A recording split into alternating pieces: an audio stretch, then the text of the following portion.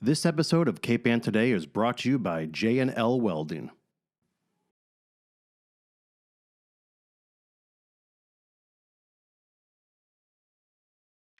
We are back with Erika Brown of the Cricket once again. Now, that does not look like the Manchester offices, Erika. That's because I'm in Maine. Yeah. Yeah, I'm in Bridgeton, Maine. I hope you can hear me, and I hope it's I literally am standing in front of a window in this dark room, but because the light is the best, and that way we can see each other. No, everything's great. Yeah. Yeah. So right off the top, there's some big news from the trustees.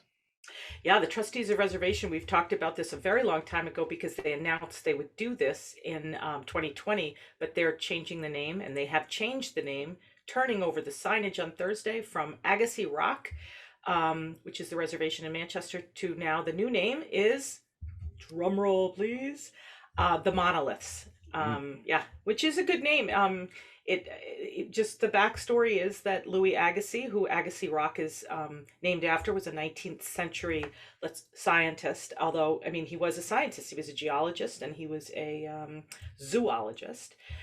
Very passionate, born in Switzerland to a kind of a Presbyterian minister father, which I think is kind of relevant because he ended up coming over here. And by the time he came to America, he was well into a theory called polytheism, which is really what he's known for. And it really is a huge amount of his life. People try to say, well, he was just a geologist, and Agassi Rock was about these geological formations and they shouldn't change the name.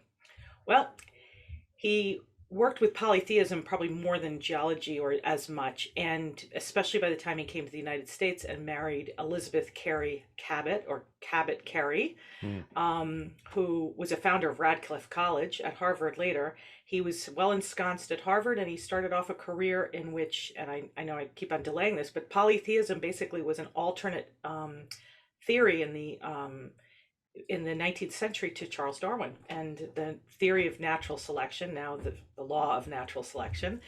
So evolution, he really went against evolution, and he basically said that the world was actually created in 7 days. That's why I brought up the minister. He believed in the Ice Age, and he believed in evolution, that the Ice Age actually pulled these granite formations through. But then he thought after the Ice Age, then God created the earth in 7 days.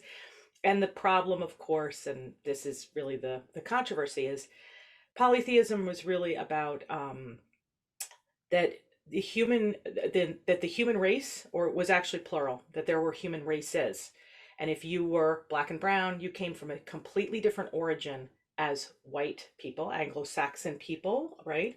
And if you were black and brown, you were in a different category, and you were less than, much less than, and your destiny was to be subservient to white people. It was what slavery owners used as an apologist. They used this as science that kind of justified their owning and dehumanization of slaves, and owning them and getting free labor. And then it also later, because of this kind of dehumanization, it actually was the basis of eugenics, and later the Holocaust, things like that, genocide. Right. So there you go. They changed out the name. That was a really long way to explain it, but well, no, this context was important there. yeah. So they came out with a name change. There was a lot of controversy here in Manchester, a lot of letter writing into the Cricket saying this is cancel culture and this is political correctness gone awry. But the truth is, if you read his quotes are pretty clear. We were really careful, by the way, to stick with the quotes and the sourcing that was from his professional life as opposed to his personal life. If you go into his personal letters, oh boy, I mean, fireworks of racism. But we stayed completely away from that. We stayed very diligent to his professional writings. Particularly, there's one book he co-wrote with his wife about a journey to Brazil. It was a big thing he did in the late 1800s with a big expedition. And he really goes into sort of the races. And the biggest problem for him, at least in these books, was the mixing of the races. That he felt, he called it a mongrelization, when, an indigenous person would breed with a white person or somebody of color. And they had all these classifications, and they basically said that they, if you did that, if you mixed the races, it would dumb down the progeny. As Right. opposed to like science, what science tells you is if you take different things, like metals, for instance, like stay away from politics and race. If you take different metals and alloys, you put them together, you create an alloy, it's a stronger thing, right? That's what science teaches you. But when it came to mixing of the races, Louis Agassiz was not down with making a stronger thing. Right. Thought it He was a was very against it. dilutant. So listen, here's the thing. I talked to a lot of people at the trustees. I talked to John Judge, who's the CEO of the brand new CEO of the trustees as of late January. He's the one who greenlit the kind of change, the timing for the change.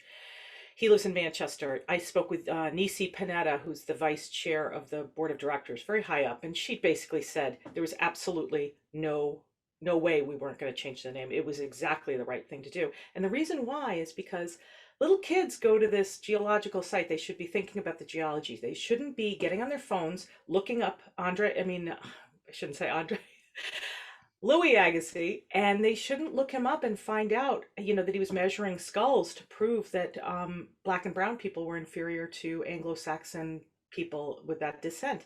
It's Right. just a non-starter. Another person I talked to great was Hillary Robinson, who is the vice president of the North Shore NAACP. She is one of the few Manchester residents of color. She's also a law professor and a sociology professor at Northeastern University. She said, listen, this isn't the right kind of welcome that you should give people. It's like a non-starter. But the truth is, we shouldn't erase him.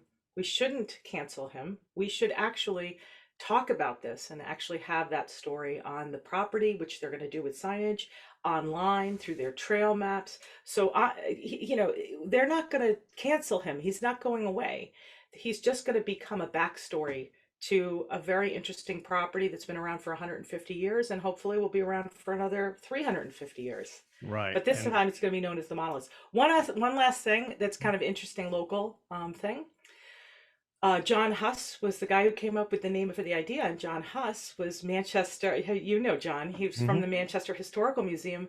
He was their president and their longtime curator, and he happened to just reach out via the website of the trustees and said, "I have an idea for a name." And he said, Cape Ann is dotted with all these formations. Let's call it the Monoliths. So there you go. It's the Monoliths. And the signage has already changed, Erica? Yeah, they changed it on Thursday afternoon. Made a little bit of a, big deal about it, I think, locally. I mean, it's notable to see that the trustees seems to be changing. These organizations are about like these gorgeous, sort of beautiful rural spaces, open spaces. It's Well, pastoral. they're now interested in East Boston and Lawrence and things like that because they really believe that inclusion should be a green issue, just like anything else. And I think that's a really forward-thinking kind of idea. And it's the first time they've actually changed in the history of, and I think 123 years or something of the trustees, first time they've ever changed a name. And they have a lot of properties across the state, across the Commonwealth. I think about 125 properties. And locally in Manchester, we have Coolidge Reservation, we have Ravenswood Park in Magnolia. We have, of course, everyone knows Cranes Beach. In Essex, there's a couple of Essex. What's the name of the reservation? Anyway, we have a lot of reservations. Right. The Right. trustees. So I think modernization. It's all happening. Yeah, it is. So, okay. Now, Anything else going on in Manchester or Essex? no, it's the week off. I think that next week I will say this. It's a big week. This coming week for the school committee. School committee Mm. and the budget is really going to come down to finalization. There's been a little bit of a standoff between the town of Essex in particular, that's really taken it on the chin with their, apportionment that's kind of doubled in the last couple of years, and it looks like it's going to stay that way. And they've asked the school committee to come in below what's normal for them in terms of coming up. Their goal is plus 3.5%, and that would be a good budget. They've come up with a good budget. They've delivered it under difficult circumstances. Essex wants them to do a little more, take more of a haircut. So now it's down to programs. And this week is a BOS meeting in Essex, a FinCom meeting in Essex, and the school committee meeting. And it's all driving towards a final budget, which is going to be in the town budget, which is going to be in time for town meeting, which is happening in early May. Yeah, So it's all happening. I was surprised to learn that the student body numbers in Manchester Yeah. had been diminishing. Yes, that's exactly. People think, the apportionment agreement, basically your share of the district, is dependent upon, or it's up on three factors, but the most important thing is enrollment, right? It's about real estate taxes and then enrollment. And so people think, oh, Essex is growing like crazy because it feels like Essex is growing. The truth is, Essex is growing, but nominally in terms of their students in the district.